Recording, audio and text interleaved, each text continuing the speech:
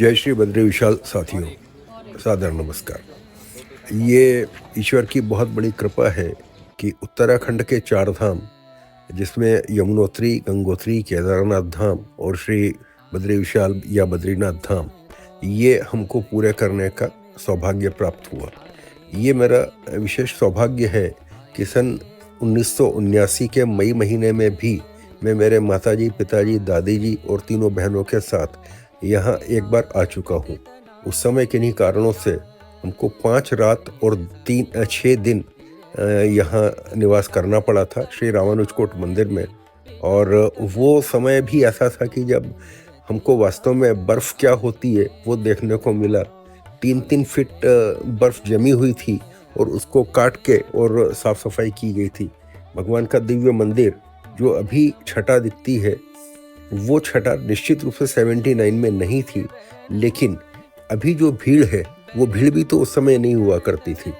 उस समय ये था कि हम हर दिन सुबह दोपहर शाम 3 बार, दिन वेला तो दर्शन नहीं होते थे, सुबह शाम दर्शन करते थे, भगवान का प्रसाद पाते थे और गर्म कुंड में स्नान कर लेते थे। अभी भी कुंड वहाँ मौजूद है, भगवान वहाँ मौजूद है और वही दिव्य छटा और अधिक आभा लेख के साथ में दिखती है।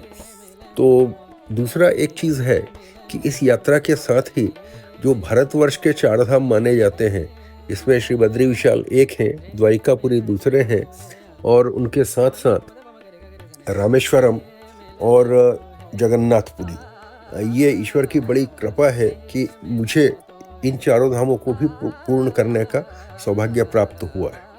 तो एक चीज़ है, रामेश्वरम हम शायद एक ही बार जा पाए हैं, लेकिन रामेश्वरम और द्वारिकापुरी ये एक बार हुआ है। बाकी दोनों जगह हमारा 2 बार दर्शन हो चुके हैं। तो ईश्वर की बहुत बहुत आभार व्यक्त करते हैं हम लोग। और आप भी घर बैठे इन दर्शनों का आनंद लीजिए। जब आपको ईश्वर की कृपा होती है और आदेश होता है तो निश्चित रूप से इन दर्शनों को आप व्यक्तिगत रूप से जाकर प्राप्त कीजिए। वो छटा, वो भगवान की छवि और वो जो वातावरण है वो निश्चित रूप से अवर्णनीय है, अविस्मरणीय है। तो आप जब भी मौका मिलता है प्रयास कीजिए और निश्चित रूप से घूम के दर्शन करके आनंद लेकर आइए। जय जय श्री बद्री विशाल। हम लोग जोशी मठ से करीब 4:10 पे निकले थे और यहाँ 5 बजे से लाइन में आके लग चुके थे, तब जाकर हमको दर्शन बहुत जल्दी हुए। दर्शन करने के तत्काल बाद हम लोग भारत का पहला या कहिए आखिरी, जो भी आप कहें, माणा गांव में आए।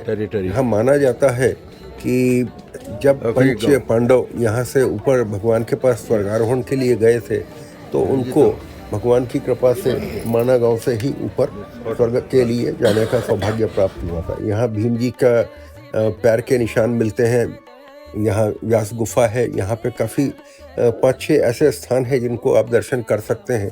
क्योंकि मैं पहले जाके आ चुका था तो इस बार मैं वहाँ नहीं गया, लेकिन प्रकृति का आनंद लेना और उस स्थान को जाके अपनी याददाश्त को फिर वापस ताज़ा करना, ये मौका नहीं छोड़ना चाहता था।